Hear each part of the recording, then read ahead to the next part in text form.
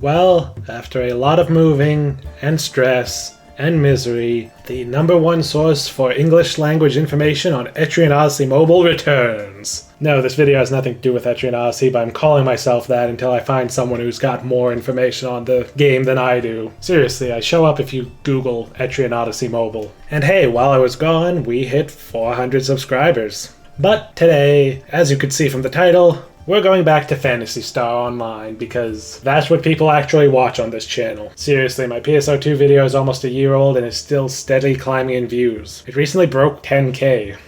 And since these are my favorite videos to make anyway, well, let's do another one. So this episode, we will continue on to Phantasy Star Universe, which before this year was the only iteration of Phantasy Star Online I had zero first-hand experience with. I mean, I was aware of it while it was still around officially. I knew other Phantasy Star fans who did play it, but I never got the chance to actually experience it, so I mostly just saw the arguments about it. So what is Phantasy Star Universe and why were discussions about it so heated? Well, it was the first sequel to Phantasy Star Online that wasn't either a spin-off like Episode 3 or an updated re-release with expansion content like Episode 1 and 2 or Blue Burst were. Released in 2006 for PC, PS2, and Xbox 360, Phantasy Star Universe came out in an era where it no longer had the luxury of releasing into an environment with no expectations. When the original Phantasy Star Online came out at the end of the year 2000, online gaming was still in its fledgling years, and on consoles there was genuinely nothing like it. But by 2006, well, pick an angle and there was now more pressure. While online play wasn't quite as totally normalized as it is today, it was on its way towards that state, with the transition mostly happening over the 7th generation of consoles that was just starting as PSU released. MMOs had gone from mostly niche and obscure to being a major cultural force with the success of World of Warcraft, while Final Fantasy XI even brought MMOs to the PS2. And while PSO and PSU aren't really MMOs in my eyes, heck, I'd argue even PSO2 and NGS don't fully qualify. We don't have time to split hairs over these definitions. Even if you don't consider them as MMOs, they're close enough that comparisons are both inevitable and not without merit. And lastly, while it was still very much a small niche series mostly known in Japan, Monster Hunter had arrived on the scene to give Phantasy Star some competition in console action RPGs with online functionality. So with all this in mind, while I think it wasn't strictly necessary for the game to be something that I liked, inevitably it had expectations to meet and to get wider acceptance. If they made another game just like the original PSO, it probably would have gotten slammed for being outdated or other such narrow-minded things, but such is the march of time. But to PSU's credit, it rose to meet those expectations with a more fleshed out world, an interesting attempt to fit an open world-esque concept into the series' lobby and mission structure, and far, far better character customization than the original PSO. It's one of the most ambitious Phantasy Star Online games, and frankly I think it stuck the landing better than the other contender for that title, New Genesis. But the thing is, and here's where we get to the controversial part, they might have thrown a bit too much out in the quest to modernize. The game only scarcely resembles the original PSO in so many aspects of its design beyond the most basic foundation of being an action RPG. While it certainly makes the games more interesting to go back to, neither invalidates the other, you can imagine how this would frustrate fans of the original PSO to see things start over from scratch so soon. And while Phantasy Star Universe is stronger in a lot of ways, many of the best parts of the original PSO stayed in that game, never to be improved or iterated upon. So that's the background. So let's get started in this is probably going to be hour-long deep dive into an old-ass action RPG. Man, I love doing these videos. This time around, we will start with the gameplay because, well, to explain what makes PSU unique, it's just the natural place to start, I think. The first thing you'll notice is that combat is a fair bit quicker. No more of that stiff PSO movement, now you're light as a feather. However, this is a bit double-edged as the enemies are a lot quicker to compensate, and the result is one of those weird game design things that sounds like a paradox. It's easier to maneuver around enemy attacks because you're quicker, but because enemies are designed for this, there's also a lot of attacks that are harder to dodge, and it's easier to be swarmed, so I actually find that the upper limit on how much I can dodge through skill is a bit lower than in PSO. Or maybe that's just me and I need more time to adjust. That could always be it. Though even if it is trickier, repositioning to avoid damage is still an important part of the game. It's just not quite as reliable. After all, this is still an older action RPG from back when internet speed significantly impacted what was possible with things like dodge rolls and iframes and all that, so positioning is still your only active defense. And in line with this faster pace, you have a new weapon palette to quickly switch equipment as well as giving you 6 slots for items. It almost gives the game a Devil May Cry kind of feel. Obviously it's nowhere near DMC's action chops, no internet in 2006 could handle that, but, well, constantly switching weapons still evokes that feeling for me. You could do that in PSO with the quick menu, of course, but here it's a lot more front and center as a key mechanic. The downside compared to the old quick menu is the limited slots, although to be fair I never had more than 4 weapons in PSO. But with the number of weapons this game wants you to carry around, I do still sometimes find myself diving into the menu while dodging attacks mid-battle to adjust my palette. There's also a bit more of an emphasis on healing your way through damage than there was in PSO. You get 20 of each of your regular healing items compared to 10 in every other game, and you can stock up to 5 scape dolls, effectively extra lives, which you can just buy here. And those scape dolls helped a lot because most of the deaths I suffered have been ones I would consider cheap. And to define cheap, I do mean I take 1 hit and that's effectively it. However much HP I have left doesn't matter. Getting caught in a multi-hit attack that kills me faster than I can flick open the menu to heal, getting bounced between enemies, getting surprised by an enemy with boosted attack that deals like 80% of my health in 1 hit, getting frozen or stunned and then killed while helpless, or just plain old instant death. Make it is a damage-dealing technique from here on out, instead of its old all-or-nothing instant kill that it was in the original PSO. But here, specifically, it still has a chance to instant kill, even if it's small, and many enemies will spam it like it's a regular old damage-dealing technique right from level 1. Yeah, have fun with that. And that brings us to status effects, which Phantasy Star Universe really likes. Tech and ranged characters are heavily focused on the standard ones, while I'd argue that the melee class's variety of knockdown, knockback, and launching moves also count as status effects of a sort, filling the same role of keeping the crowds manageable. Some of the most interesting RPG systems here are around them too, notably how your endurance stat affects your resistance to status effects, and with enough of it, you can be immune to some of them, and that's a neat little bit of depth in a game that is admittedly a bit more shallow on the RPG side of things. In fact, these status effects kind of mean that it feels like the enemies are the most interactive they've been in the series, if that makes sense. Out of the entire series, except maybe pre-Scion class base PSO2. Even the games that are more action-focused than this one is. You can throw enemies into the air or knock them back, as well as disabling them with status effects,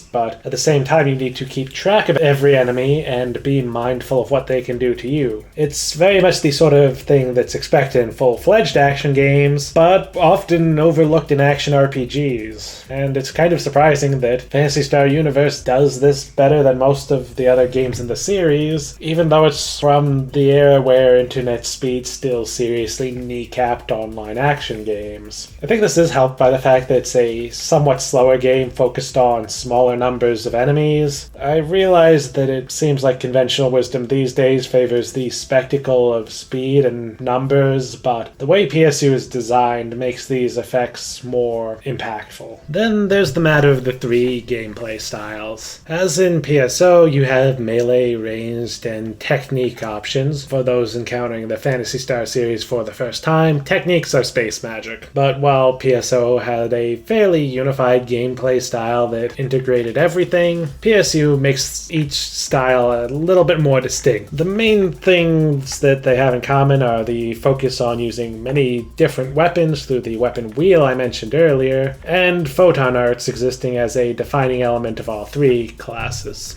Photon arts are basically an expanded version of PSO's techniques. Technique-type photon art still exists for the Tekken classes, but now skill photon art exists to give weapon-specific special moves to melee weapons, and bullet photon arts provide special effects to ranged weapons. I'll explain more as I go over each playstyle, but one thing to note is that photon arts are always gained at level 1 and level up through use, compared to PSO's techniques where you'd have to find the items to learn the higher level versions. You're also arbitrarily limited to knowing 32 photon arts at a time, which will range from being completely irrelevant to being a pain in the ass depending on what you're playing. There's really no good reason for this limit. Regardless of category, though, photon arts are equipped to a weapon and use photon points, which in this game are tied to weapons instead of being a character stat. Combined with the slow regeneration of photon points on weapons that are on your palette but not active, and you are encouraged further to juggle multiple weapons in the name of conserving photon points. Or just use photon charges to restore your weapons when they get low because they're cheap and you can hold more than enough. Well, the idea was nice.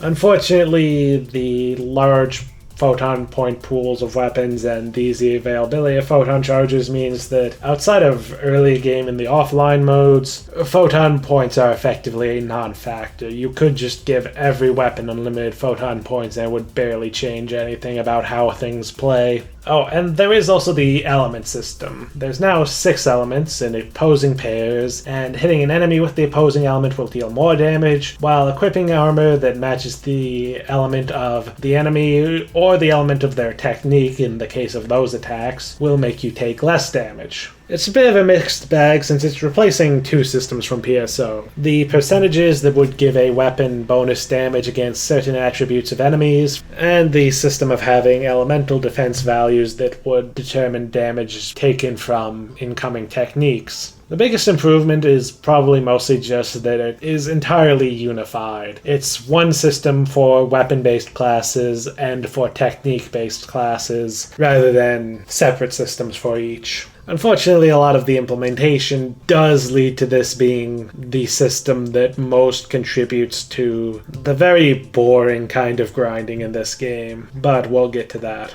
As for the playstyles themselves, melee weapons have regular attacks in a 3-hit combo, which you will almost never use, and skill photon arts, 1 button for each. Skill photon arts are special attacks with varying power, range, hit counts, the occasional ability to do things like launch or knock back enemies, and very, very rarely other effects. Most of them also have a combo that unlocks as you level them up, starting with 1 step, gaining a 2nd step at level 11, and then for 2-handed weapons gaining a 3rd step at level 21. Unfortunately, this is all the variation you get on inputs. There's none with like charge inputs or things like that. Although, by timing your inputs correctly, you can perform a just attack, like in PSO2, to deal more damage. Though in PSU this is exclusive to melee weapons, with the exception of just counters, which require timing the attack after the block animation when an attack misses you, which any weapon type can do. I would say that striking photon arts have a pretty interesting effect on how the weapons are viewed in Phantasy Star Universe. In PSO, So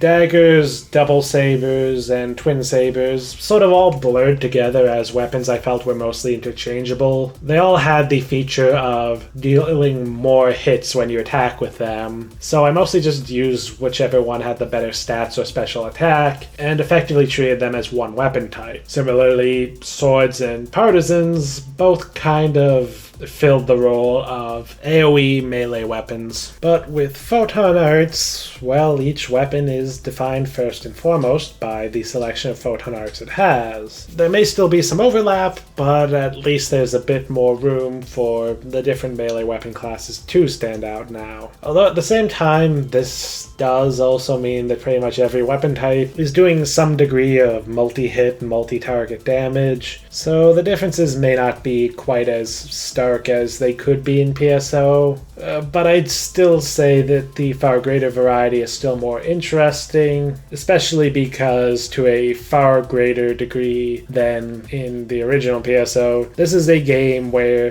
the different animations of different attacks can really matter. That said, one thing holding back the variety of melee weapons is the variety of photon arts. There are all some variation of hit things to do damage. They vary in animation, hitboxes, number of targets, and so on, but they basically never have any special effects beyond knocking enemies down, back, or into the air. There's no skill photon arts that give you buffs or counterattacks. But then again, these kind of photon arts wouldn't really work because the game is absolutely designed so that, except maybe in the beginning, you'll only use your skill photon arts because they are so much stronger than your basic attacks, and you only get one skill photon art slot per melee weapon. I still do prefer the game with photon arts to without them. I just think it could have been better.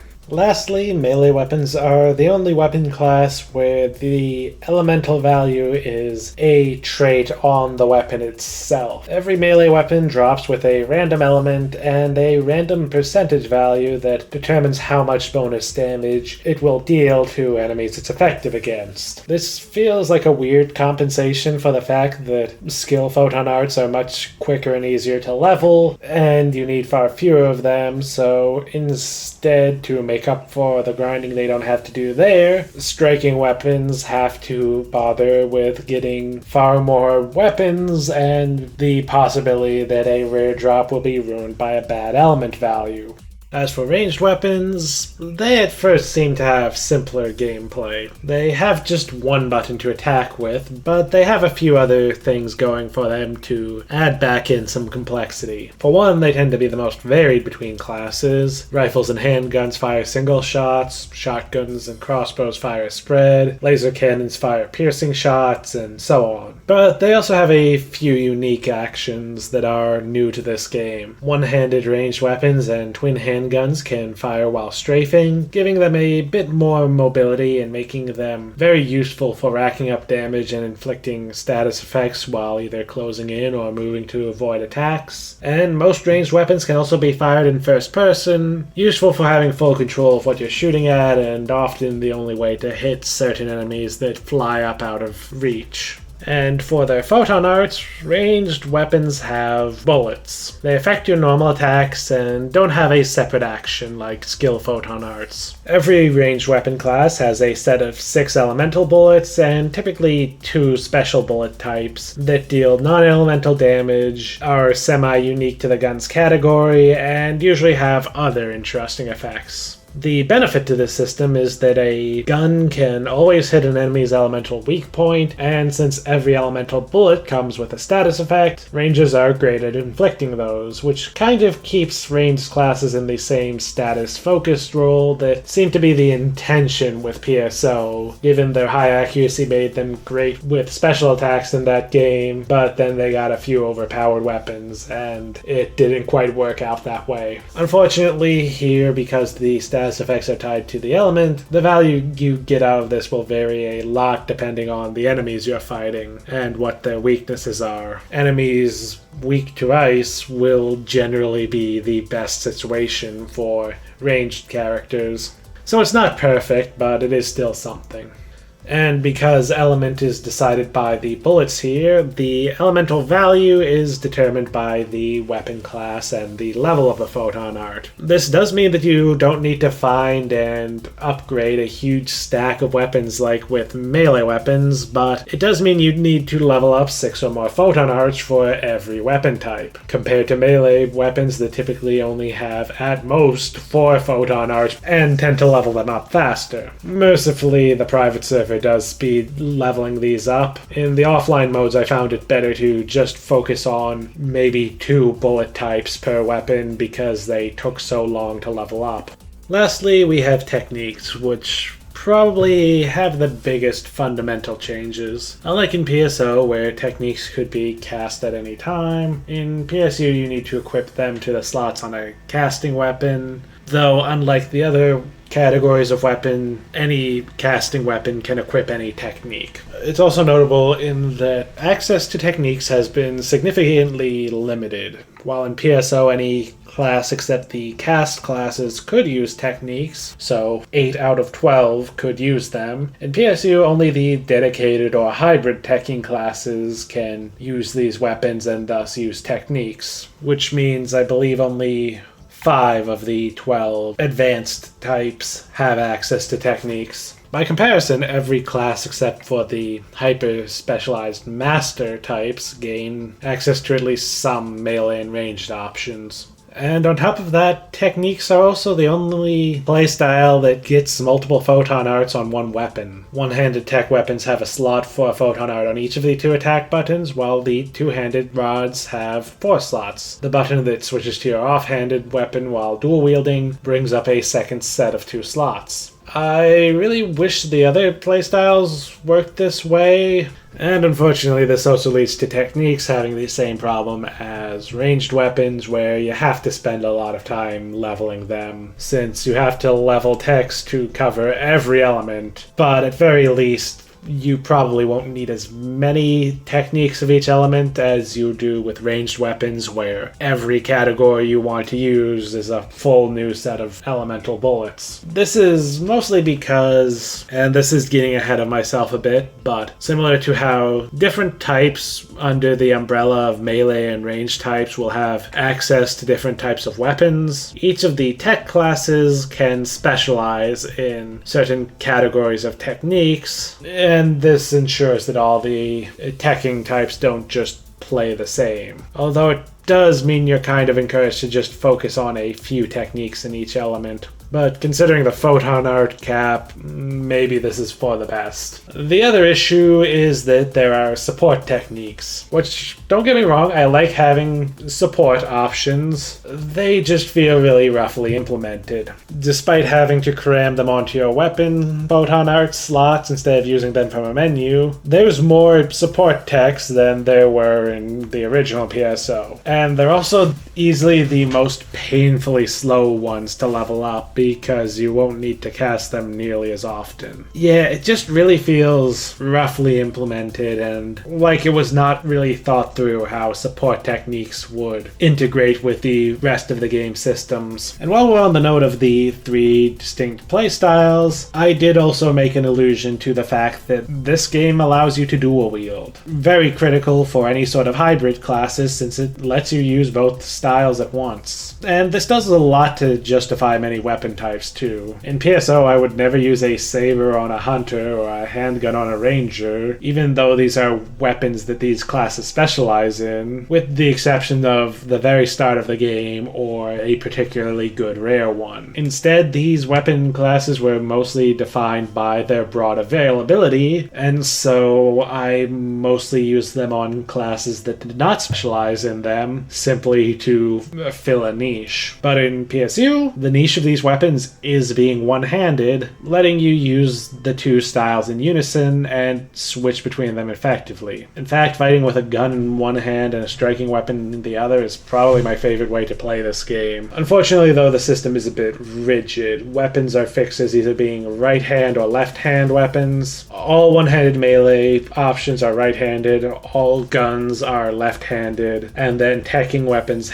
at least have an option for each hand, and it kind of ends up limiting your creativity, but usually it won't matter too much. But if I had to name probably the biggest weakness of combat in this game, it would probably have to be the limited enemy variety. There is a lot of reskins, including reskinned bosses. And enemy AI is not especially varied either. I found myself getting pretty sick of how many enemies would just line up to throw techniques at a distance and having to weave through them, especially if it's Sparta or Megid.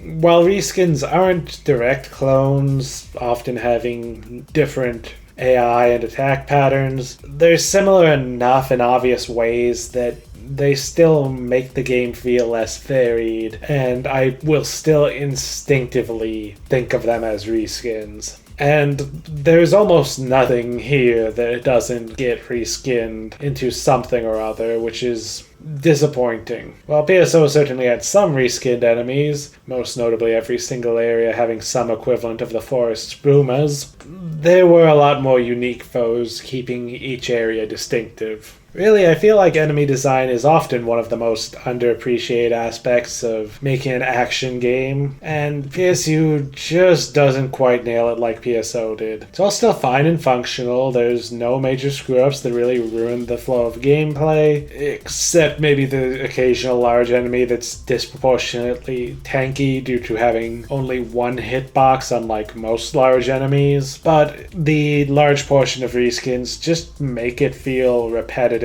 more quickly, which is kind of an issue when the game is already about running the same content over and over to farm for drops. Unlike in PSO, even if you switch to farming somewhere else, there's a very good chance you'll be fighting very similar enemies. But despite this one major weakness, the gameplay is pretty solid. It loses a bit of depth, most notably removing PSO's weapon special attacks, one of the best features of that game, and the faster pace makes things a little less thoughtful and a little bit more frantic. But this also makes the game a lot more approachable, and the more interactive enemies make the game genuinely feel like a better action game than even many of the titles after it. So the simplification of RPG systems is repaid in improved action systems, which I suppose is fair, even if I'd rather the sacrifice not need to be made.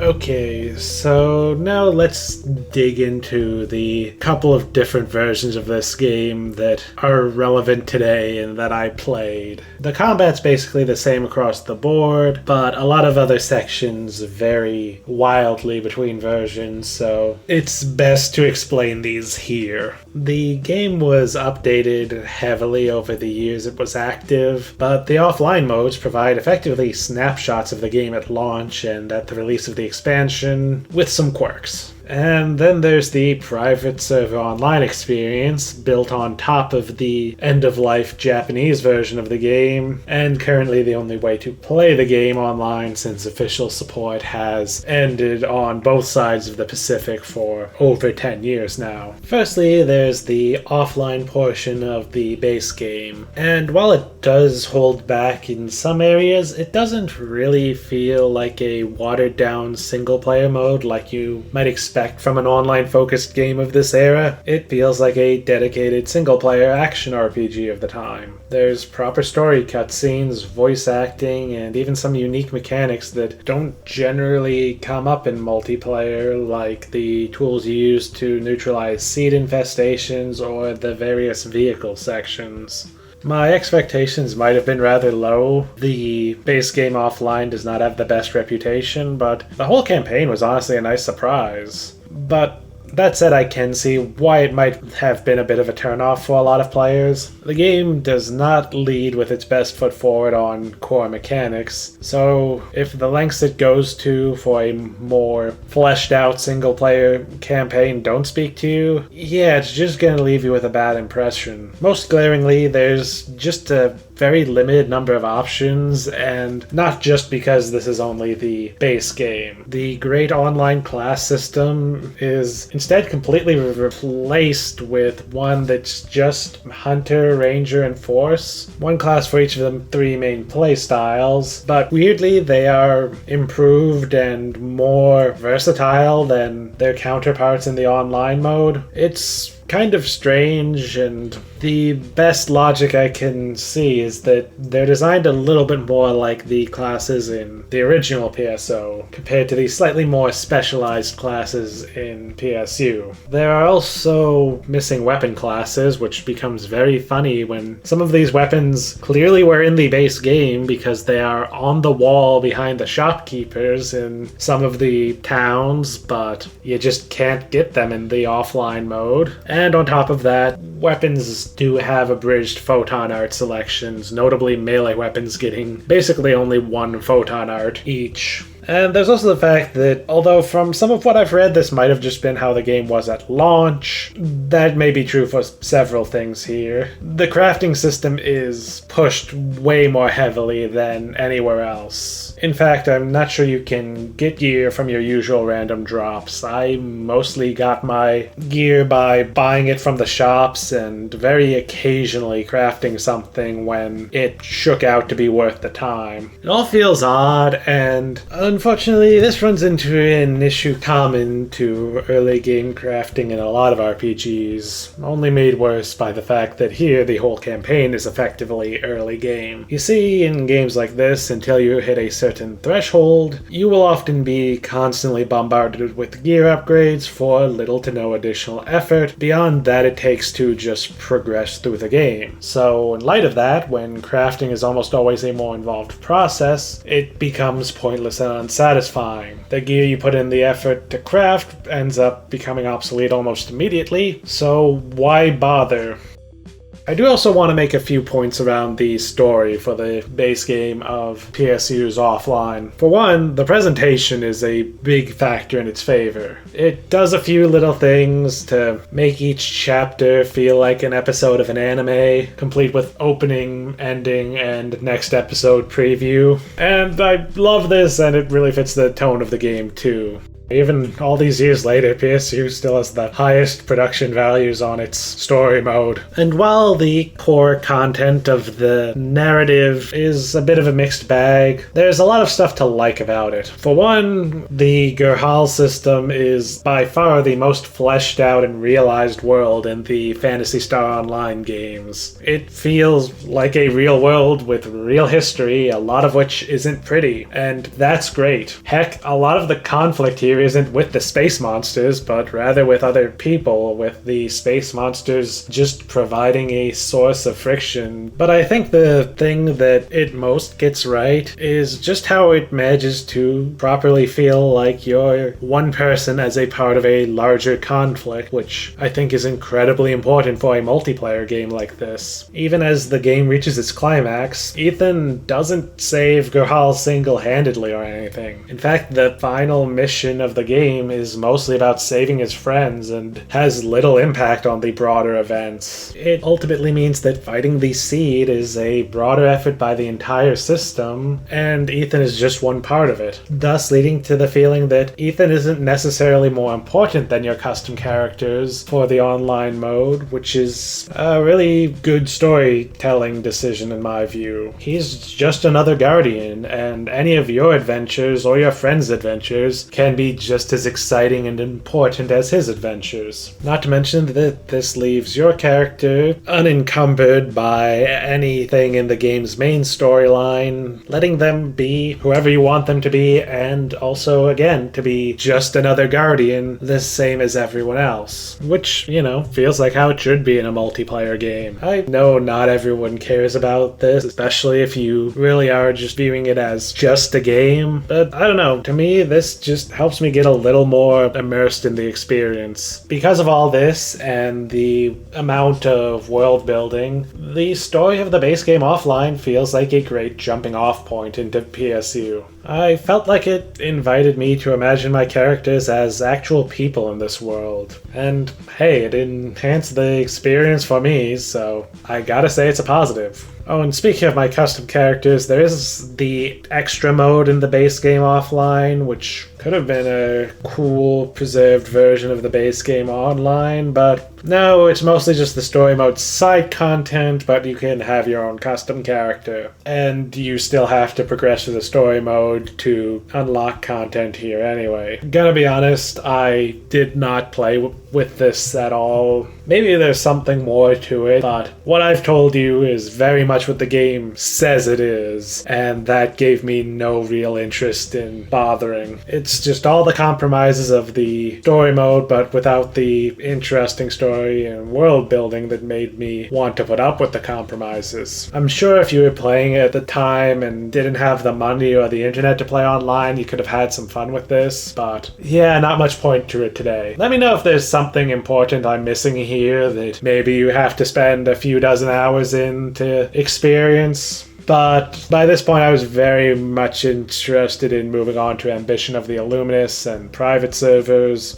so I just didn't want to bother with something the game made sound so underwhelming. But hey, if you do mess around with it, at least you can port your character to the Ambition of the Illuminous offline mode on PS2. Yeah, so unfortunately I feel like this only kind of evens out to being like a 3 out of 5, with the gameplay concessions made up by the effort put in to make it a standalone experience, not just a watered-down online mode. And I think this would be fine if viewed in isolation as a 20-hour single-player experience. I can see why these compromises would really be an issue when you view it as a sampler platter for the online mode. I can see why, from a business point of view, you might think it's good to hold back the best stuff to encourage players to go online. And to be fair, some of this might have been more down to PSU in general being lacking at launch, according to some of what I've read. But you only get one first impression, and I'm sure a lot of players bought the game, started with the offline mode, and just came to the conclusion that the game isn't as good as PSO, so I'm not going to pay for online. Compared to the original PSO, where offline wasn't nearly so restrictive, this is undeniably a significant downgrade. Ultimately, this is a very 7th gen kind of issue where online gaming was big enough that games could be focused on the online, but limited digital distribution and the fact that having your console connected to the internet wasn't necessarily assumed to be the case meant that you couldn't really put a console disc on store shelves that only worked online at the time.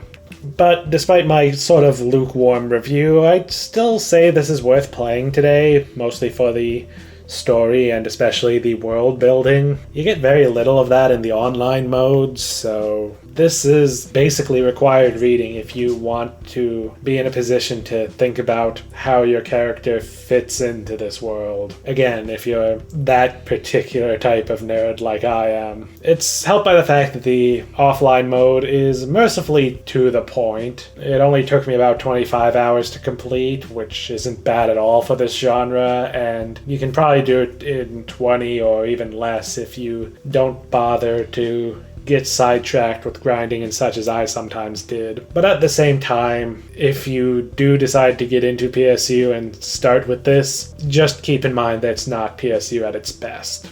Next, we have the offline mode from the expansion Ambition of the Illuminous. The first big change is you get to play as an original character of your own creation, or back in the day it could be played online on the official servers if you want to use your existing online mode character. That said, the story is very much written for a fresh character starting out from level 1, so playing it with a fresh offline character is really the way to go for the proper experience anyway. For the gameplay, it is now less abridged, but still abridged.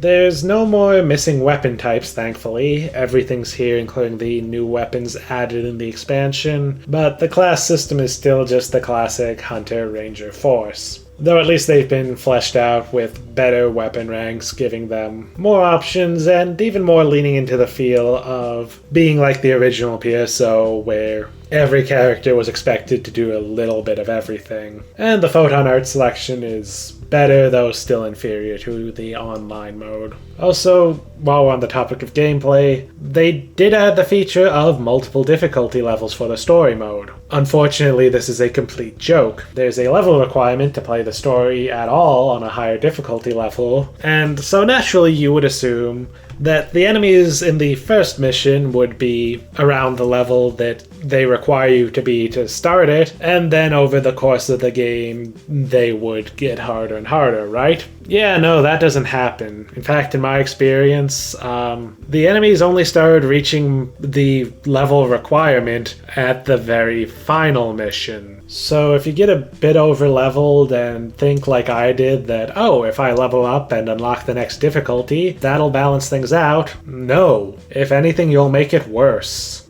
But maybe it's for the best to get a little over-leveled because one really annoying and kind of weird thing about the offline mode here, and I assume in the base game, though it never came up, is that if you die on a mission, you don't get booted back to the lobby or anything. You get a game over screen and have to load your last save. It's especially bad in the story mode, where now you're going to have to mash through unskippable cutscenes, and also because for some reason you aren't allowed to use scape dolls for the story quests. So unlike literally every other part of this game, including the online modes, including the end game part of the online modes, yeah, you screw up once here, and you're potentially losing a half hour of progress. Again, I assume it was in the base game too, but I bring it up here because I don't think I ever actually died in the base game's campaign. But here I got unlucky once or twice, and yeah, it's really annoying, especially because, well, the game is not balanced around that. It's balanced around the online mode. Also, fuck the last part of Chapter 9. If you know, you know. And unfortunately, this is one of the few attempts to mix up the gameplay here, which there's far less of than in the base game with its vehicle sections and such. Though I guess it's up to you whether this is good or bad. As for the plot, it is a surprising letdown, screwing up most of the things that I liked about the base game's plot.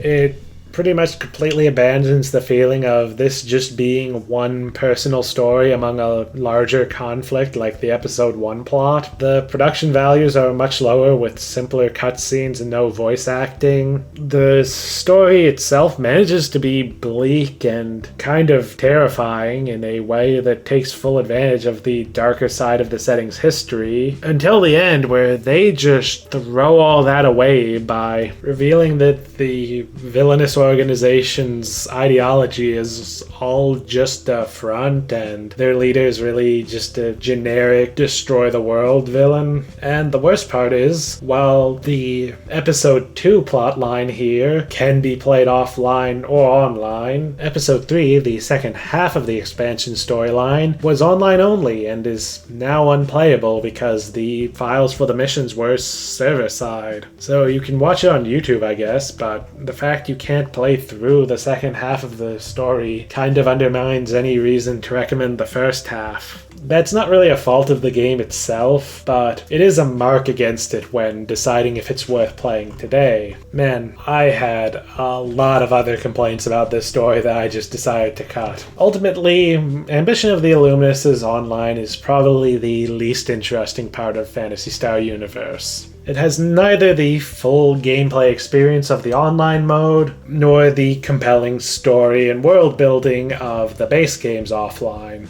Maybe there's still some enjoyment to be found here, but it's really hard to recommend you don't just skip this and focus on the base offline and the online mode.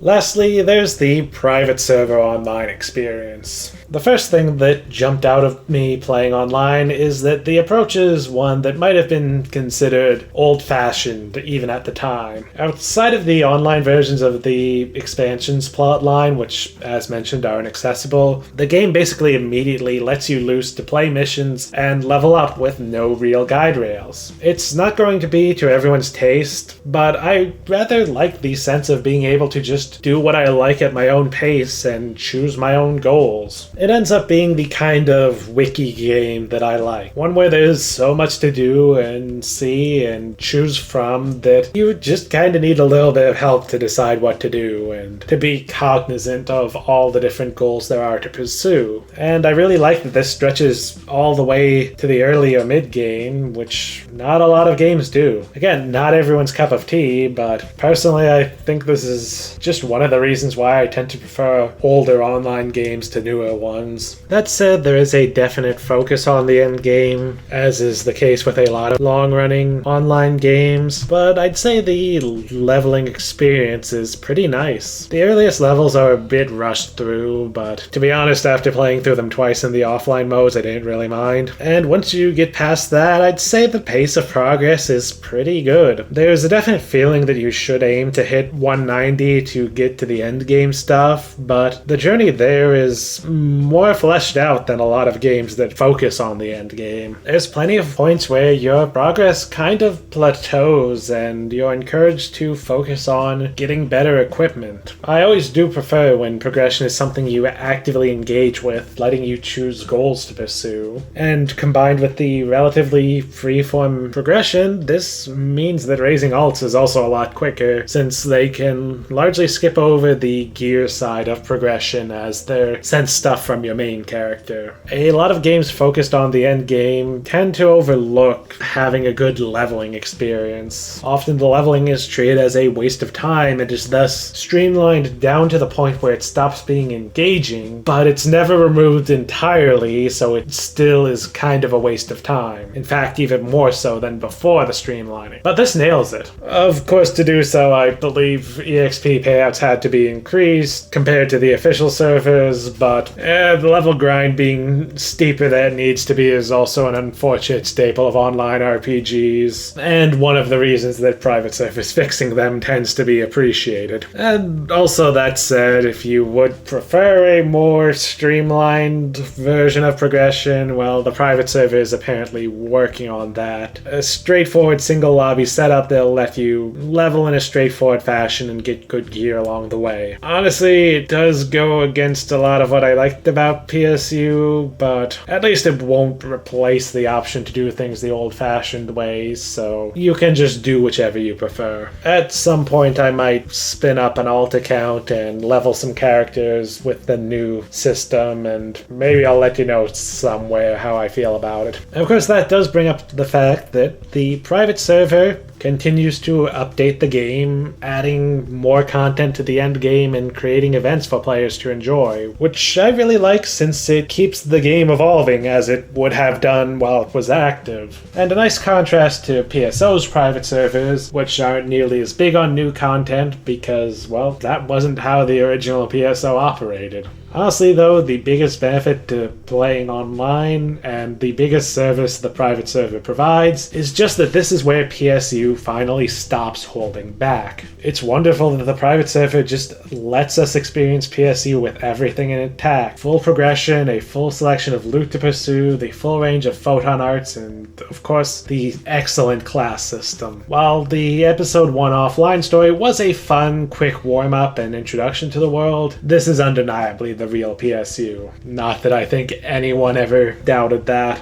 So, to conclude this section, my recommendation is this. Play the base game for the story and to learn about the world. It's only like 20-ish hours maybe, it won't take that long. Certainly not compared to the 100 you can spend online, and it gives you a chance to pick up the basics, and also experience what the low-level stuff is like. Then hop on a private server to experience the real game. And with that in mind, the private server online stuff is mostly what the rest of this video will focus on.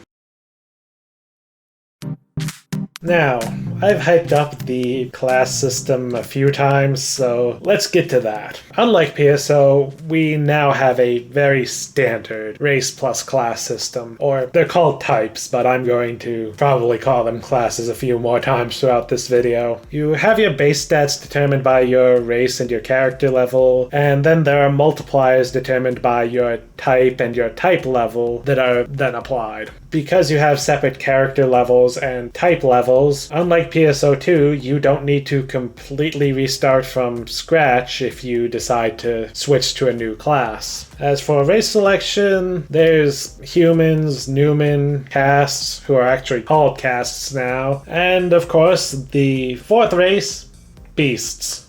Yeah, beasts, not Dooman. We gotta wait a few more games for those. It's kind of weird that Dooman got added to PSO2 and New Genesis with a new backstory, but beasts are still only in Gerhal, but whatever. Humans are well-rounded and have an edge with the hybrid and non-standard types. Newman specialize in techniques and have the best evasion. Castes are the best with ranged weapons while also being strong and tanky, and beasts have the best physical strength. Additionally, your race determines which of the new blast mechanics you have, replacing the photon blasts of PSO.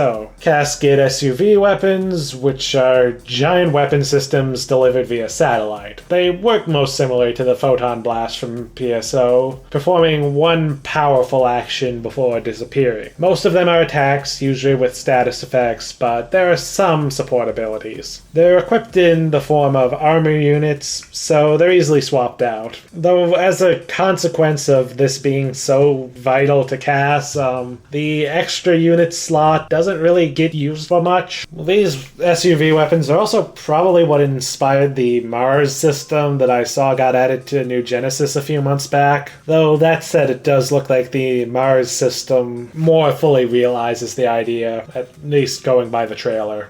Look, I just didn't have time to go back to New Genesis this year. I'm going to go back and do another video next year. Meanwhile, beasts get access to nanoblasts, which are temporary transformations into a more feral form. There are a few different varieties, all in different colors, with different special traits, like the red nanoblast having the highest attack power, or the blue nanoblast granting invincibility. They're equipped via a tattoo at the salon, so they can't be changed out as easily as SUV weapons. Not that you'd need to, because they're also just a lot more similar. They all have the exact same moveset in this game. As for humans and Newman, well, yeah, they didn't get anything in the base game. They will in a few games from now, but not this one. Although in the Japanese version, which then carries over to the private server online version, they did eventually get the ability to use weaker versions of SUV weapons. Ultimately, the race selection is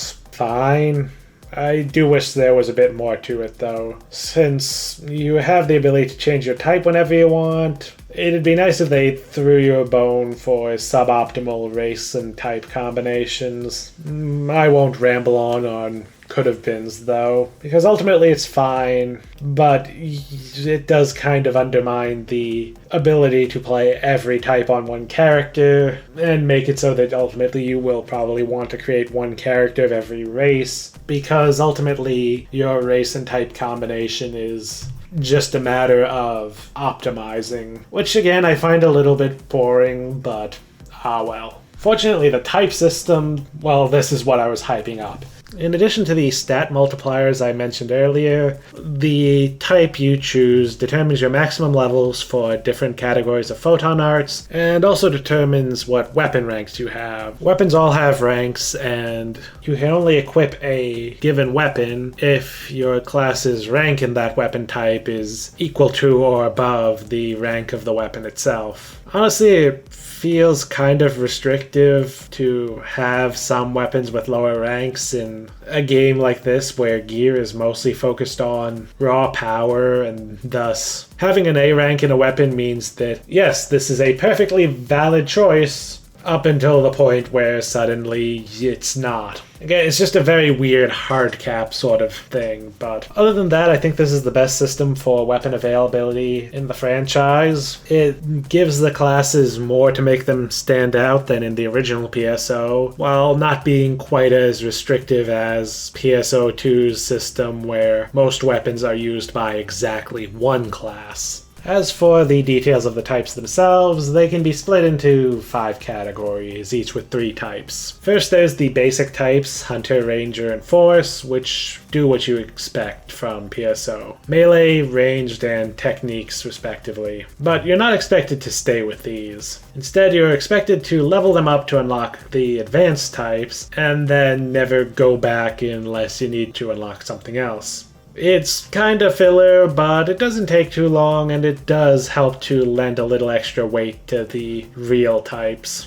The first of which are the Forte types. Forte Fighter, Forte Gunner, and Forte Techer, which are pretty straightforward extensions of the corresponding basic types. They're specialists that notably don't get absolutely everything. There are a few weapon types within Forte Fighter and Forte Gunner's specializations that they do not get S ranks in, which helps to let the other classes stand out a bit. The Forte types are solid options to specialize without hyper-focusing though. They don't completely trade away their ability to use other areas of gameplay, and they have plenty of weapons to choose from. Next is the hybrid types, Phi Gunner, Gun Techer, and War Techer, which are also what you'd expect, mixing two fighting styles into one class. But it isn't just a straight hybrid of the Forte classes, only weaker, like hybrid classes can be in some games. There are certain weapons where the Forte classes do not have S ranks, but the hybrids do. For instance, Forte Gunner only gets A ranks in twin handguns, but both Phi Gunner and Gun Techer do get S ranks in the weapon type. Meanwhile, the tech hybrid classes have access to specializations in different techniques compared to Forte Techer. And these classes also make great use of the new main hand and offhand weapon system, letting you use both playstyles at once. Although War Techer runs into some issues with the weapons being locked to left or right hand. Though on the bright side, Gun Techer exists. Sure would be a shame if a gun and tech hybrid class never showed up again, wouldn't it? Wouldn't it? Next up, we have the three non-standard advanced types. Notably, humans specialize in these classes and are the only race to get a stat boost from any of them, much less all of them. Basically, these are more unique hybrid classes. First, there's Pro-Transer, which is sort of a second Phi Gunner with some twists. It's more focused on two-handed weapons with a great variety of S-rank choices. And while its stats are lower, it gains access to the best traps in the game, including exclusive access to EX traps, which can absolutely cheese anything short of a boss fight and help a lot with those anyway. And then there's the two Acro classes that were added in the Ambition of the Illuminous expansion. Acro Fighter gets a boost to attack speed, while Acro Techer gains a boost to casting speed. The former is a high evasion class specialized in one-handed weapons and kind of a third Phi Gunner, this time focused on the shiny new AOTI weapons. And then Acro Techer, which kind of has one foot in the next category, but also sort of not. Its biggest selling point is level 50 support techs. Other advanced classes only get up to level 40 photon arts without using an additional system. It's sort of an alternative to Forte Techer with a more dedicated support focus and a bit more jack of all trades with better stats for melee and ranged weapons. They're a bit of an odd class, but I kinda like them.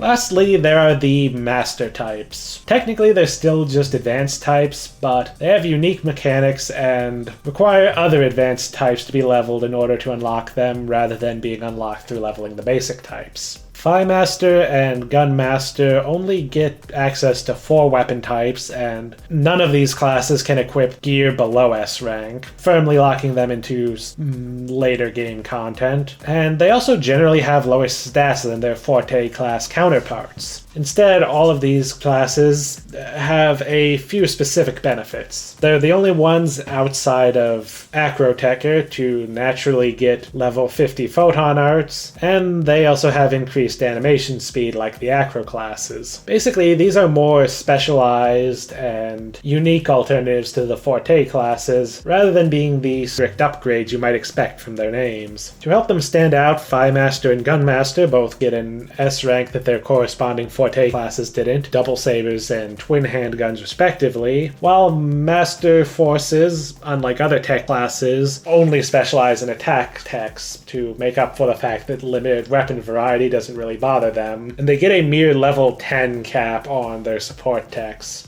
But similar to Phi Master and Gun Master getting the weapons that their Forte counterparts lack, Master Force does get to specialize in all of the techniques that Forte Techers do not.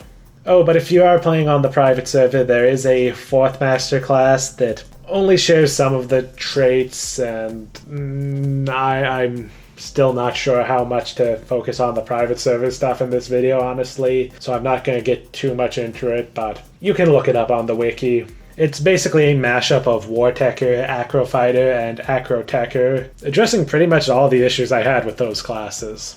But lastly, on top of this fantastic selection of classes, there's also a bit of extra customization through the Guardian's Advanced Style or GAS system.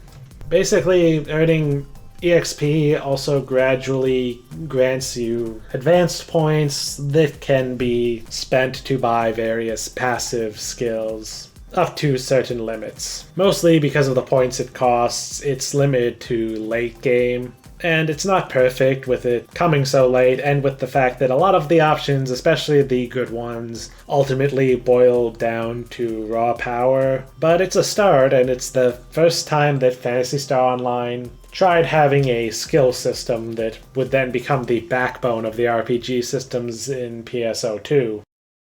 Oh god, I'm looking at the time on this, and this recording has gone way longer than I thought it would. Well, now that I finished my excruciating deep dive into many of the main systems, let's talk about some of the changes from PSO, and then we'll finish off with what's new. Probably the biggest change, and frankly, one of the more negative ones in my eyes, is to the loot. There are some good things, like the addition of different weapon manufacturers that help create a little bit more variety in the early game by having weapons that can have higher or lower stats in certain areas. Unfortunately, once you get to late game, things are a lot simpler overall. Compared to PSO's small list of weapons that are made to stand out by varying special attacks, PSU's weapons are much more about constantly upgrading to get things with bigger numbers. In fact, with special attacks gone, basically everything in a category, with very few exceptions, will all just play the same. But the upside of this, in a way, is that if you do get a weapon that does have a special effect on it, it's now going to be extremely strong because it's going to apply to every hit rather than being limited to slower and less accurate special attacks like in PSO. And also I will commend the private server for making the endgame weapons a bit more varied than a lot of what's in PSU. The endgame Ultimate and Ultimate Plus weapons have very flat tiers of power with basically identical stats, but a wide variety of special effects between them. I'd say it's still not as exciting as the unique gear in the original PSO, but it's nice to see the private server embracing that to the degree that PSU's design will allow.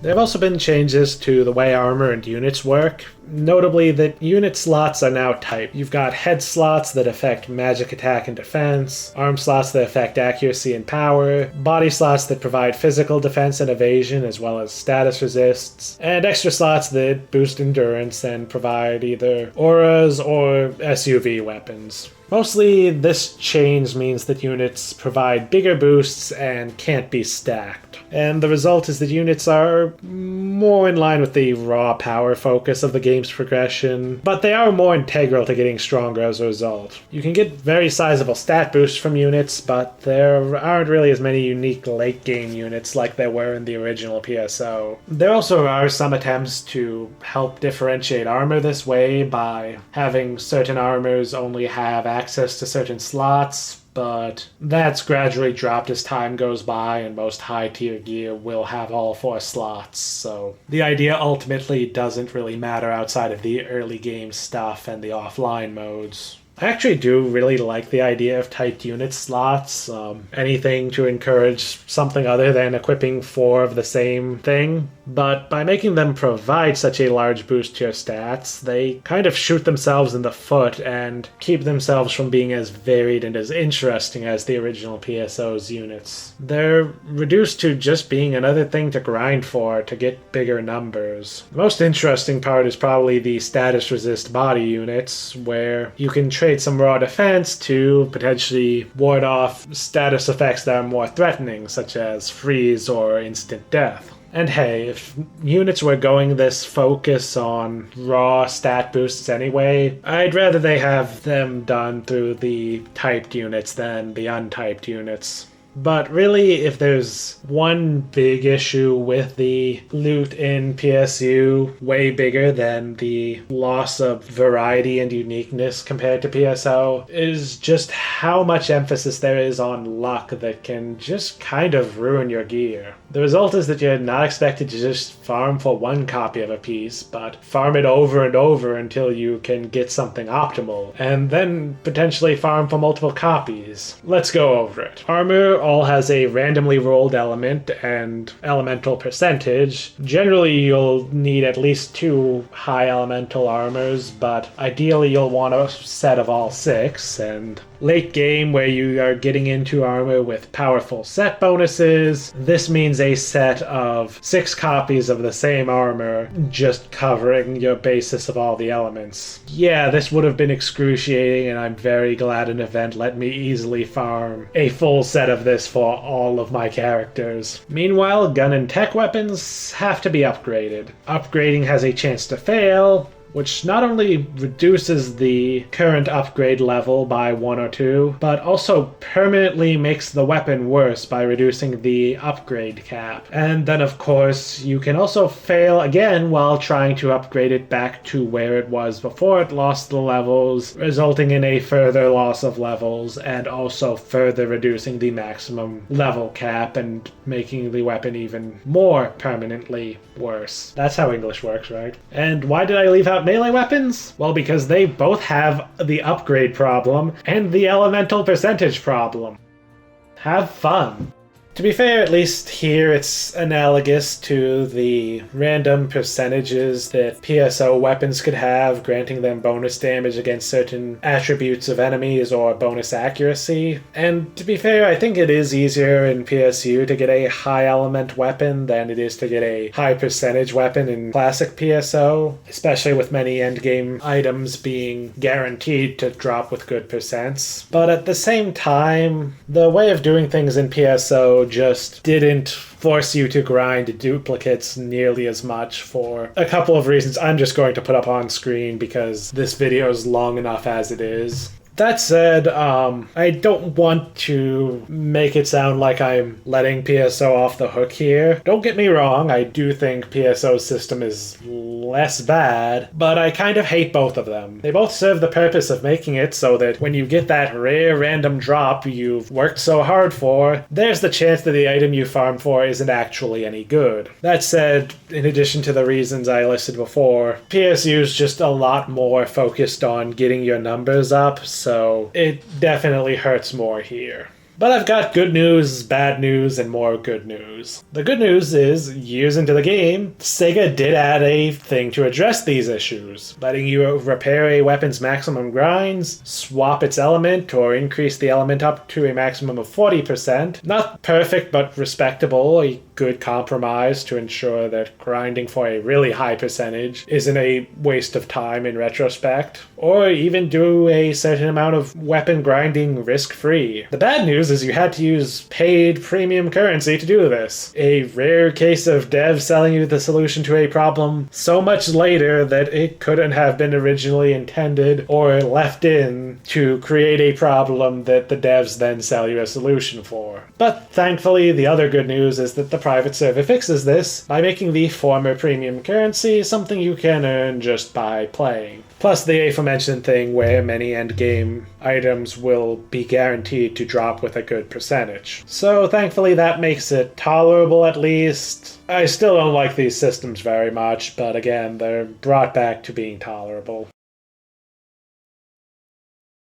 Now, let's look at what's new in Phantasy Star Universe. Kind of weird to save this to the end, but I feel like this really gets to the heart of Phantasy Star Universe's identity. Even more than the combat or the fantastic class system. Firstly, we have in-depth character customization for the first time, replacing the PSO system where your appearance was tied to your class, even if it was still customizable. While not quite as impressive as the customization in PSO2 and New Genesis, it is still very impressive, and has one major advantage in that there's no microtransactions, no gacha, no limited time bullshit. Okay, there might have been some of that when the game was on official servers, but even then, that's still better than PSO2 and New Genesis, where there's no way to get any cosmetics without some combination of these things. In this modern era of live service bullshit, where games have often been so completely warped around their monetization models, it's really nice to go back to a game like this that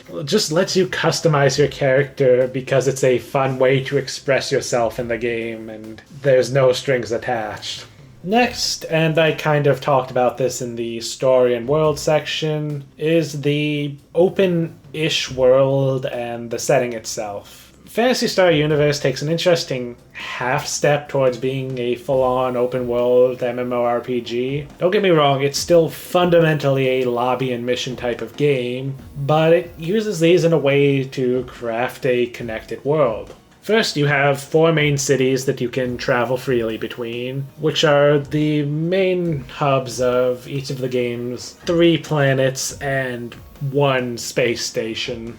And each represents a different part of the different cultures within the Gerhal system, with a full suite of shops and services, as well as usually several different areas. The Guardians Colony, fitting of a space colony city, is this cool multi-tiered city that really looks nice with the sort of fake NPC silhouettes walking around, especially when you can see up or down into other tiers, and it all just is really unique and interesting and undeniably science fiction.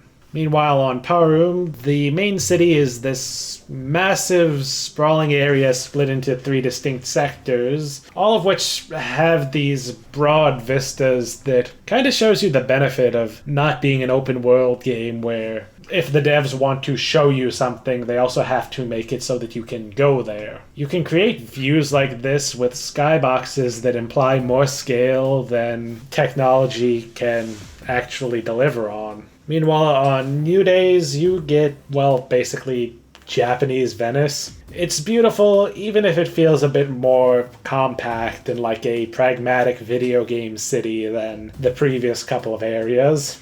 And lastly, Moatube's main city is smaller and less exciting than the others, but still has its unique charms, such as how its horseshoe kind of shape lets you see from one end to the other, and also the whole aesthetic reminds me of Pokemon Coliseum, which is absolutely a good thing.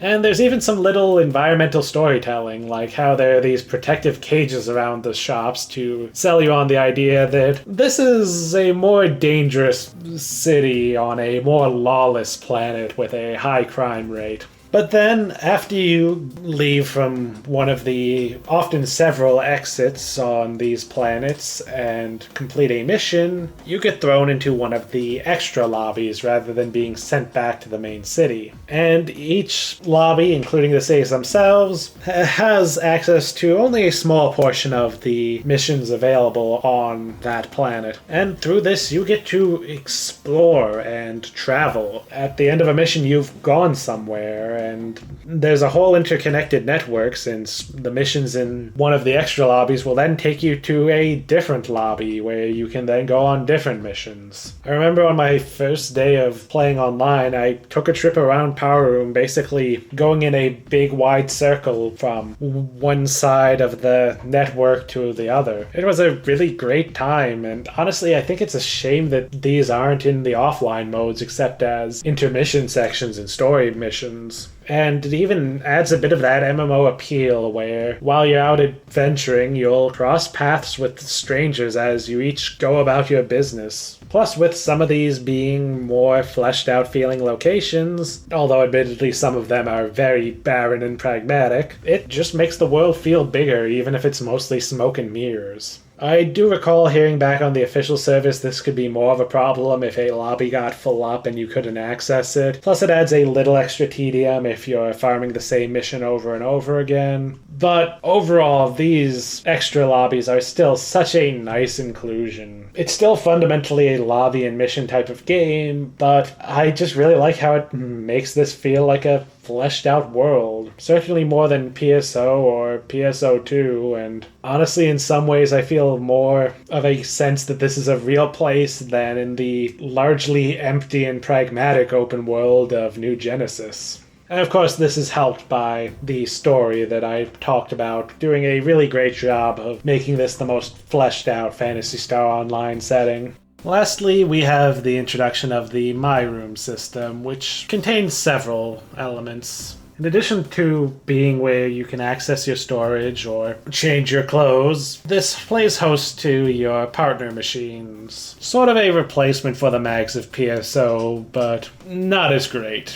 Look, mags wouldn't have fit in with PSU anyway, since the game isn't nearly as much about the minutia of your stats as PSO was, but partner machines are still underwhelming as a replacement. Notably, they take forever to feed. You can feed them 100 items a day, and it takes many days of feeding to max out a stat, and you have to tediously feed them the items one at a time, reopening the menu for each one. And instead of providing something as directly notable as the stats from a mag, these stat values are only used for determining the success rate of your crafting, which, yeah, kind of varies in importance. It became less vital as time went on, which, yeah, I don't know how to feel about it. But either way, it does mean that in the online mode on private servers, you don't get a whole lot from leveling up your partner machine.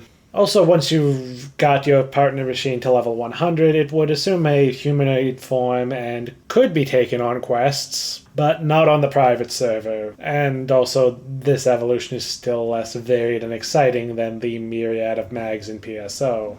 And yeah, honestly, leveling and crafting is the main thing about partner machines. It does some other stuff, like being where you access your storage, but yeah, the crafting stuff is mainly what stands out here. Though again, to be honest, I'm not sure they could have done mags again, and frankly, in the original PSO, mags formed a key pillar of character customization, which is just not necessary with the more robust personal customization of PSU. So maybe this is enough, but undeniably mags were iconic and many people were not happy with their replacement. And the other side of things is that of course you can use tickets and furniture to decorate your room for the first time. In fact, there are many decorations introduced in this game that you can still get and use in New Genesis's creative space. But it isn't the best decoration system. Notably, unless you have a room that was one of the ones added in the expansion, you only get fixed positions to put decorations in, making it more like a trophy room with these really ugly markers delineating each space. Also, much like PSO2's base game, it always feels like there's just a little too much white space around each piece of furniture, and so things can look a little weird if you're trying to go for a certain look, and things don't always line up neatly. Plus, there's just an issue here that it feels like there's a real lack of options for, like, normal furniture that makes this look like a place where a real person lives, and instead there's a lot more fun and silly and gimmicky items. But while it's not the most impressive, look, I always like player housing in games, so it's cool to have it, even if I've barely engaged in any of it in the several hundred hours I've spent with this game. But really, if there's any unifying theme for these new editions, it's the series' collective movement towards being a more full-fledged virtual world rather than a simple class-based action RPG that happened to have multiplayer. It's a very fitting direction for this era of video games, with the boom in open world games